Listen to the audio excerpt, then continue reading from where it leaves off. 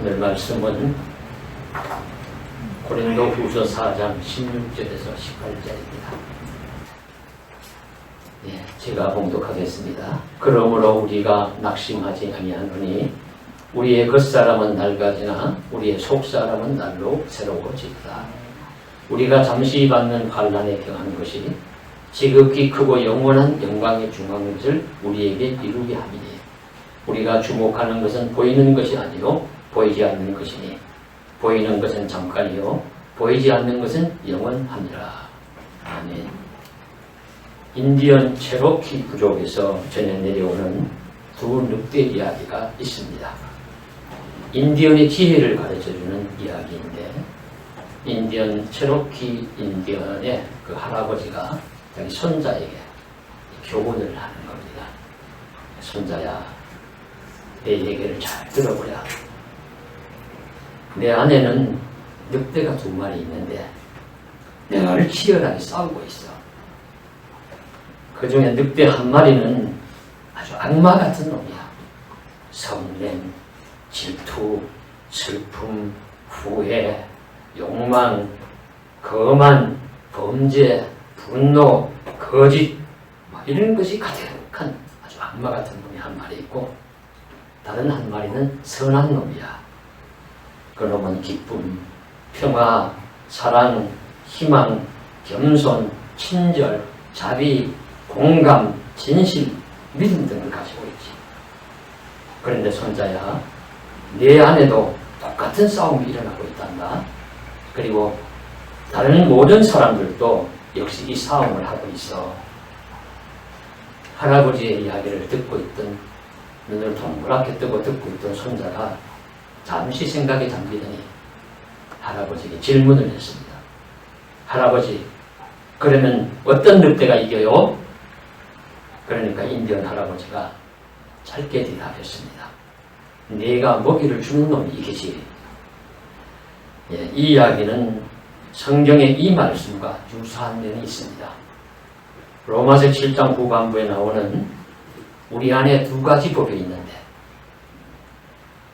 하나는 생명의 성령의 법이고 또 하나는 죄와 사망의 법입니다. 이것을 악을 좋아하는 본성과 선을 좋아하는 본성, 악을 사랑하는 자아와 선을 사랑하는 자아가 있다. 이 2 자아의 싸움이 우리 속 안에도 내면에도 있다 하는 이야기입니다. 말씀이 유사하죠. 그래서 이 성경도 이 2 법의 싸움에서 누가 이기느냐 하는 것이 인생의 영적 전투라고 말씀하시고 있습니다. 앞에서 말씀드린 인디언의 교훈에서는 내가 먹이를 주는 쪽이 이긴다고 함으로써 인간의 자유의지를 강조했다고 볼 수 있습니다. 악한 늑대에게 먹이를 주지 말고 선한 늑대에게 먹이를 주어야 그 선한 의지로서 이기게 하라 하는 그런 교훈입니다. 이것도 유용한 교훈임에 틀림없지만은 진실은 그렇게 간단하지가 않습니다. 우리 스스로 선한 본성이 이기도록 먹이를 주는 힘이 내 안에 있다면 무슨 문제가 되겠습니까? 선한 의지가 작동하도록 내가 자유롭게 조절할 수 있다면 무슨 큰 문제가 되겠습니까? 그것이 쉽지 않다는 것입니다. 그래서 우리 성경 로마서 7장에서는 이 2 싸움의 본성, 싸움하는 이 본성을 그대로 두었을 때 오히려 선한 이 마음을 가진 그 자아가 악하고 죄를 따라가는 그 자아에게 진다는 말씀을 하고 있어요. 그래서 바울은 내 속사람으로는 하나님의 법을 즐거워하되 내 지체 속에 한 다른 법이 내 마음의 법과 싸워 내 지체 속에 있는 죄의 법 아래로 나를 사로잡아 오는 것을 보는도다. 오라, 나는 곤고한 사람이로다. 나는 비참한 사람이로다. 이 사망의 몸에서 누가 나를 건져내랴 라고 외칩니다. 단순한 자연인으로서 이 싸움에서 이기기가 쉽지 않다는 말씀입니다. 그래서 로마서 7장 19절에서는 내가 원하는 바 선은 행하지 아니하고 또로 내가 원하지 아니하는 바 악은 행하느니라, 이렇게 고백을 해요. 그러면 어떻게 이 싸움에서 이길 수 있느냐 하는 것이 인생의 영적 전투 중에 하나인데, 그것을 로마서 8장에서는 예수 안에 있는 생명의 성령의 법이 나를 강하게 주장할 때 내가 이길 수 있다. 그렇게 말씀하고 가르쳐 주시고 있습니다. 예수님이 성령이 내게 들어오셔서 역사하셔서 이길 힘을 주실 때 이 싸움을 이긴다. 이 싸움을 이길 수 있는 힘이 성경에서 내 안에 있다고 보지 않아요. 외부에서 주님의 힘이 강하게 성령님이 내 안에 들어오셔서 나에게 먹이를 줄 때, 내 안에 있는 선한 영을 역사하셔서 강하게 하실 때 내가 이길 수 있다 하는 사실을 우리들에게 말씀해 주심도 유용하게 우리가 깨달아야 되는 진리의 내용 중에 하나입니다.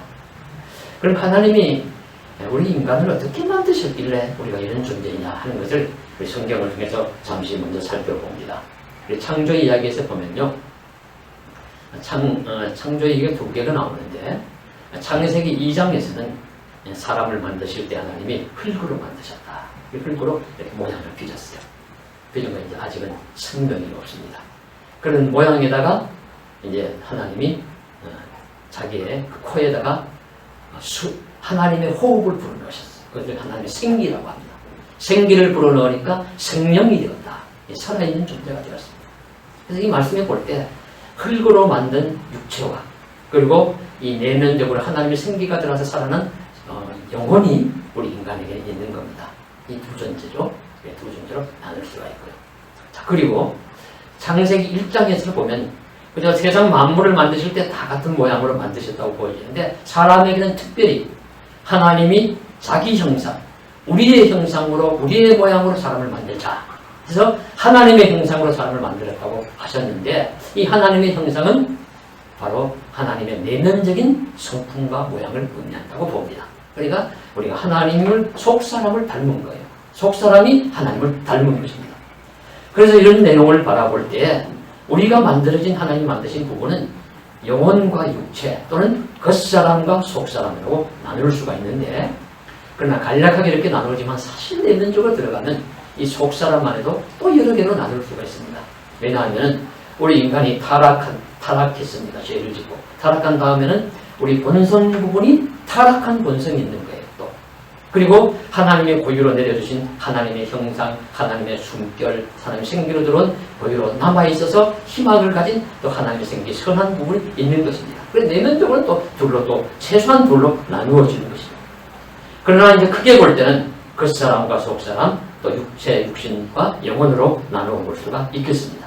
그래서 오늘 말씀에서도 그런 말씀입니다. 우리 사람을 겉사람과 속사람으로 이루어져 있다고 보고서 말씀하시면서 이제 오늘 우리들의 모습을 어떤 것을 지향하면서 살아갈 것을 가르쳐 주시는데, 첫 번째가 두 모양과 두 본성을 갖춘 사람이 각자 세상에서 태어나서 살아갈 때 실제로 어떤 현상이 일어나느냐 하는 말씀을 하시고 있습니다. 그래서 오늘 말씀 16절에 겉사람은 낡아져가나 속사람은 날로 새롭다고 말씀하십니다. 자, 모든 사람이 그런 것이 아니라 진실된 크리스찬의 모습을 말씀하는 것입니다. 진실한 크리스찬을 보니까 겉사람은 낡아져가요. 그런데 신기하게도 속사람은 날로 새로워져가는 일이 일어나는 겁니다. 겉사람이 낡아져가는 것은 모든 사람에게 공통된 모습입니다. 이것은 이제 피할 수가 없어요. 그렇죠. 육체가 낡아져가는 것은 신자든 불신자이든 동양인이든 서양인이든 남자든 여자든 누구도 이제 아무리 부유하든 가난하든 가릴 것 없이 다 누구에게 적용돼요. 천하의 진시황도 겉사람이 낡아지기 싫어서 불로초를 구하러 많은 사람들을 보냈지만 성공하지 못했습니다. 다행히 성공하지 못했습니다. 성공했다 그러면 아주 불편하고 아주 혼란스러우셨을 겁니다. 오늘날 또 외모의 늙음을 극복하는 약이라도 진짜 나타나면 좋은 것이 아니라 혼란이 올 겁니다. 하나님의 창조 질서에 위배되는 것입니다. 소설이나 영화에서는 가끔씩 나오는 것 같아요. 그래서 어떤 소설에서는 사냥을 갔다가 잠이 들어가지고 또 깨어서 있다 보니까 누구가 모여가지고 사람들이 신선비슷한 할아버지 노인들이 모여서 안에 가서 술을 한 잔 얻어 먹었고 잠이 들었다 깨니까 그 시간이 몇십 년이 흘러버린 거죠. 그래서 마을로 돌아오니까 자기는 그 모습 그대로 가지고 있는데 주변에 살아가고 있는 사람들은 다 뭐 수십 년이 흘러버려서 자기의 어린 아들, 딸들이 다 커가지고 어른이 되어서 또 자기 아들, 딸을 먹고 살아가는 그런 이제 이야기도 소설이 나오기도 하고, 또 어떤 영화에는 어떤 사고가 나가지고 물에 빠졌다가 근점에 이제 부사일성을 살아났는데 뭐 심장이 정지되었다가 이렇게 충격을 주고 약을 쓰고 살아났는데 또 신기한 약이 들어감으로 해가지고 이 몸이 늙어가지 않는 거예요. 그러니까 딸보다도 더 젊은 모습으로 살아가서 아주 행복한 것이 아니라 아주 불편한 모습으로 보게도 살아가는 그런 일들이 일어납니다. 이건 다행히 소설이고 영화입니다. 그러니까 현실적으로는 그런 일들이 일어나지가 않습니다. 세월이 흐르고 나이가 들면은 겉사람이 낡아지는 것은 아무도 거스를 수가 없습니다. 모세가 120세가 되어도 눈이 흐리지 않고 높은 산에 올라갈 정도 거뜬하고 특별한 경우죠. 그러니까 우리 사람은 이삭처럼 나이 많으면 눈도 어두워질 수도 있고, 다윗 같은 용맹한 장수도 나이 많으면 몸이 식어가는 것을 막을 수가 없고 그래야 됩니다. 허리도 좀 굽을 수도 있고, 얼굴에 주름살도 깊이 패이고 당연합니다. 그래서 이런 이제 겉사람은 이렇게 낡아져 가지만은 속사람은 다릅니다.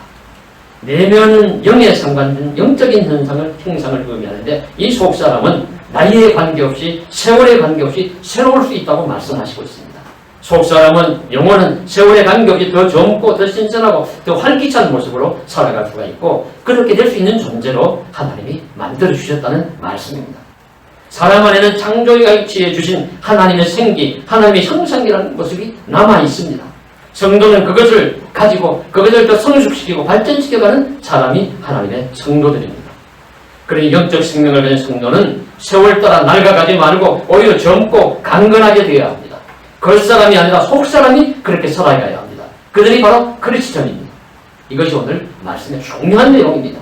우리가 육신을 가지고 있기 때문에 좀 안타깝지만은 나이가 들면 허리도 굽어지고 기력이 약해지는 것 받아들이고 마땅히 인정해야 합니다. 이것이 자연스러운 것입니다. 이것이 세상을 속이는 일이 아닙니다. 오히려 너무 나이 드셨는데요, 너무 젊게 살면 세상을 속이는 거예요. 유명한 러시아의 문호 푸시킨의 이발소 시가 있죠. 제가 어릴 때 이발소에 가보면 꼭 이발소 앞에 유리에 호랑이 같은 그림이 하나 있고 거기에 시가 하나 적혀 있는데 삶이 그대를 속일지라도 슬퍼하거나 노하지 말라. 이 푸시킨의 유명한 푸시킨의 시가 있는데 삶이 인생을 늙어가는 것을 막는 것이 속이는 것이 아니라 그건 자연스럽고 솔직한 모습이고 오히려 그 반대가 속이는 것이죠. 그러니 우리가 겉사람의 낡아짐은 받아들이고 수용해야 돼요. 그것은 낙심하면 안 됩니다. 그래 속사람은 다릅니다.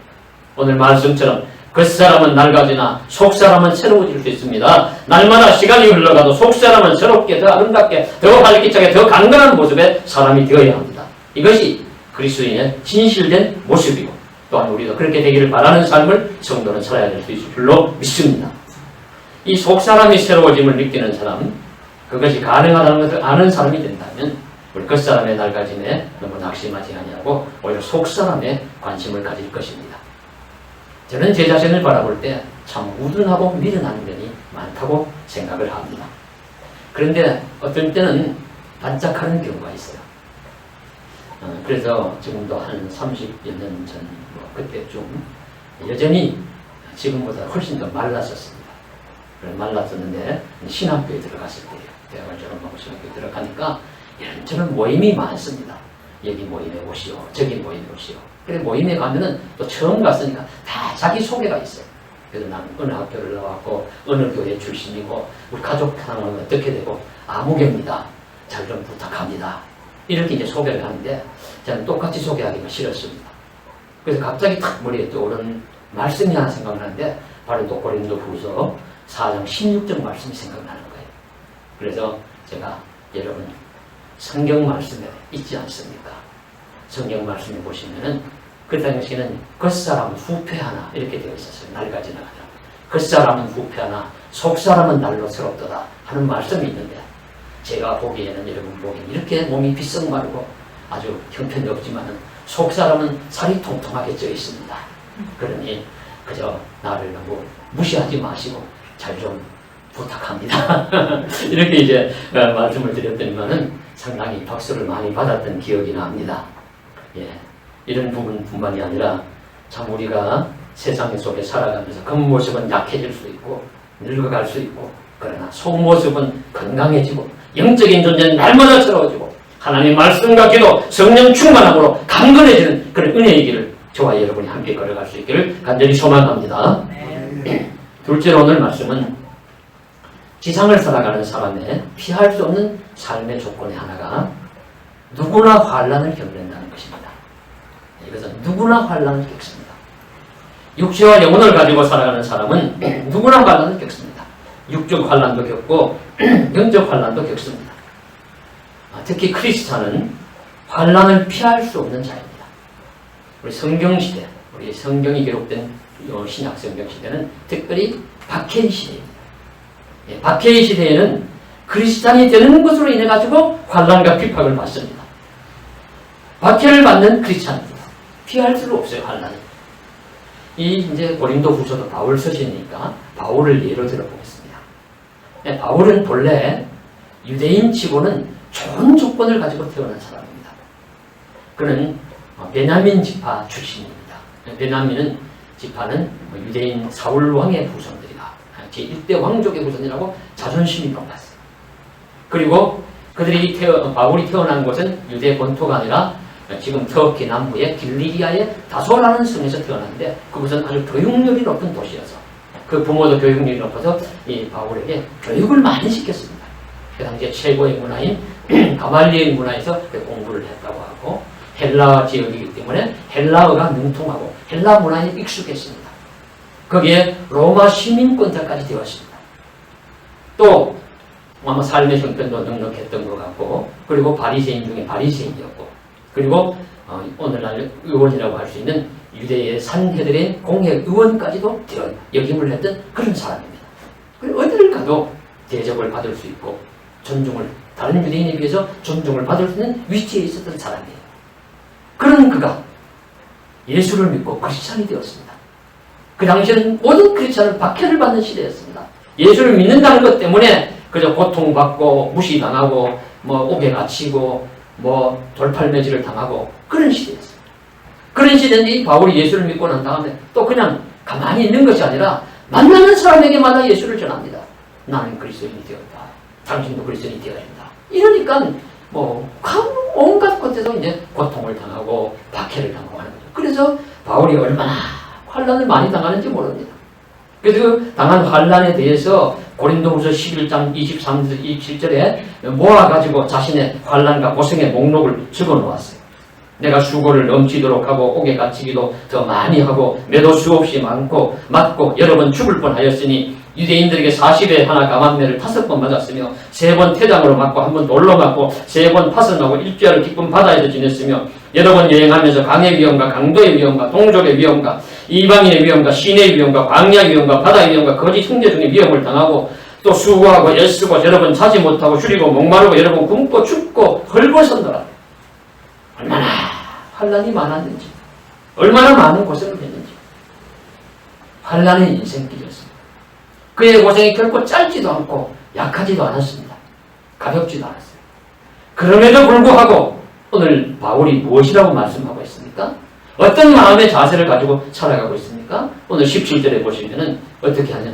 우리가 받는 환난은 잠시 받는 것이라 가벼운 것이라고 그 말씀입니다. 그런데 이것이 그냥 이렇게 절대적으로 놓고 봐서 그런 게 아니라 상대를 합니다. 상대적으로 비교를 합니다. 무엇과 비교할 때? 이후에 하나님의 나라에서 영광을 받을 것에 비교하면 그곳에서 영원히 살아갈 것에 비교하면 오늘 내가 받는 오늘 이 세상에서 이 땅에서 받는 환난과 고통은 잠시이고 아주 작고 가벼운 것일 뿐이다 라고 바울 사도가 고백을 합니다. 실제로 보면 아주 무겁고 길고 중한 고통이에요. 아픔이에요. 환난이 많습니다. 그럼에도 불구하고 바울이 이 영원한 하늘나라에서 살아가는 우리 인생 70, 80, 90이라고 그동안 평생을 고생하며 산다 하더라도 영원이라는 시간에 비해서 짧은 건 아닙니까? 그리고 이곳에서 많이 고통을 당한다 하더라도 하늘나라에서 받는 그 기쁨과 즐거움이 너무 크고 놀랍다는 것을 안다면 거기에 비하면 너무 차고 연약하다. 뭐 소리 세상 말로 하면 세 발의 피에 불과하다 라고 이제 고백할 수 있는 것이죠. 그래서 로마서 8장 18절에도 동일한 말씀이 나옵니다. 생각하건대 현재의 고난은 장차 우리에게 나타날 영광과 비교할 수가 없도다. 놀라운 고백을 하고 있습니다. 우리와 다르죠. 우리가 잠시 받는 환난이나 고통을 정말로 고통, 우리 오정선 집사님처럼 이렇게 힘을 받으시는 분도 있고, 그러나 이제 우리가 보통 경우에 많은 고통이 아니고 잠시 받는 경우가 있는데, 근데 우리는 좀 과대 포장해요. 그래서 얘기 들어보면 내 인생은 구만리 인생길이고 구비구비 돌아왔고 책을 쓰면 몇 권을 쓰고 하면서 이렇게 이야기합니다. 그러나 그럴 수 있습니다. 그런 고통이 있을 수 있지만 이후에 받을 하나님께서 주실 영광과 비교할 때는 자꾸 가벼운 것이다 생각하고 믿음으로 이겨나가야 될 줄로 믿습니다. 박해의 시대를 살아가던 사람들은 특히 박해를 무릅쓰고 죽으면 죽으리라는 일사각오로 살았을 때 예수를 믿는 사람이 당하는 크고 길고 중한 환난과 고생이 특별히 있었지만 그것은 잠시 받는 것이요 가벼운 것이라고 생각하면서 믿음으로 이겨내면서 살아갔습니다. 하늘나라의 영광과 비춘다면 정말 작고 가벼운 것입니다. 이것이 바로 육신과 영혼을 가지고 살아가는 성도가 환난을 받을 때 그리고 마음의 자세입니다. 그리고 이 땅에서 잠시 받는 환난이 이후에 영광의 중요한 것을 이루게 한다니까 이 작은 환난이 헛되이 받는 것이 아니라는 것입니다. 이 환난이, 이 고통이 이후에 받을 큰 영광을 나에게 이루어 주신다고 말씀하시니까 충분히 그 믿음으로 우리가 받아들일 수가 있습니다. 그러므로 우리가 하나님 나라의 영광에 우리 바라보면서 그러니까 힘을 내야지, 그러니까 용기를 내야지, 주 예수님을 바라보면서 승리해야지. 우리 주님도 당부하셨습니다. 요한복음 16장 33절에 세상에서는 너희가 환난을 당하나 담대하라 내가 세상을 이기었노라 말씀에 의지하여 이겨나갈 수 있기를 간절히 주의 이름으로 소망합니다. 이런 글을 하나 보았는데요. 예수님을 믿다가 체포된 사람들에게 내린 최악의 선고는 아프리카의 누메디아 광산으로 보내시는 것이었다고 해요. 로마 박해 시대에. 여기에 가면은 동물의 밥이 되거나 화형을 당하는 것이 아니라 그보다도 더 고통스러운 이유가 무엇이냐면 서서히 죽게 만든다는 것이죠. 그러니까 이제 하도 날씨가 더우니까 이제 몸이 익어가고 또 막 인두나 이런 걸 찢었는데 그런 자국이 이제 덧나기도 하고 그래서 고통을 받고 먹을 것도 잘 주지 않고 또 절벽길을 걸어가다가 이제 낭떠러지에 떨어져서 죽기도 하고 그러면서 또 심한 노역을 시켜가지고 채찍질을 하고 노역을 시켜서 죽자고 고생을 하고 그래서 그런 고통 속에 살아가는 것이 그 누메디아 광산에서 살아가는 삶인데 많은 사람이 많이 죽습니다. 그런데 이 광산이 이후에 일반에 공개가 되었는데 그때 초기 크리스찬들이 박해를 받으면서 적어놓았던 밤에 벽에다 적어놓은 글씨들이 많이 있는 것입니다. 글씨나 모양들이. 그 중에 가장 많이 눈에 띄는 것이 그리스도와 생명이라는 말이고 또 그 다음에 그림 모양은 나비 그림 모양이라고 하는 것이죠. 그러니까 그리스도와 생명이 있다면 모든 것을 이길 수 있다 하는 뜻이고 나비처럼 애벌레가 나비가 돼서 홀를 날아가는 것처럼 이 육체의 껍질을 벗은 후에 영원히 하늘나라에서 살아갈 수 있다는 소망을 그렇게 표현한 것이 아니겠습니까? 오늘날 우리들도 이와 같은 자세로 살아가는 것도 필요할 줄로 믿습니다.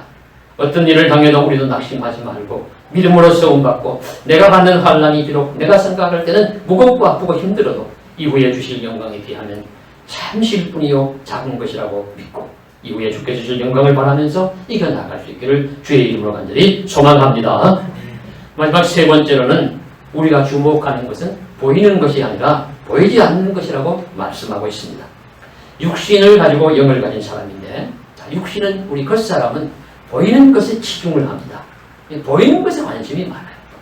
그러나 속사람은 보이지 않는 것에 영적인 것을 더 사모하게 되어 있습니다. 그래서 말씀에 가르쳐주기를 보이는 것은 잠깐이고 보이지 않는 것은 영원하니까 보이지 않는 것에 더 관심을 가져라. 그런 말씀을 하는 겁니다. 이것은 보이는 부분이 소용없다거나 필요없다는 말씀은 아니라고 보여져요. 보이는 것도 중요하다고 보여집니다. 육체의 건강도 중요하고 보이는 것들도 우리 인생을 소중하게 하는 것들이 많이 있습니다. 그래서 저도 조금 육신이 건강이 소중한 줄 알고 조금 시간이 나면은 산에 올라갑니다.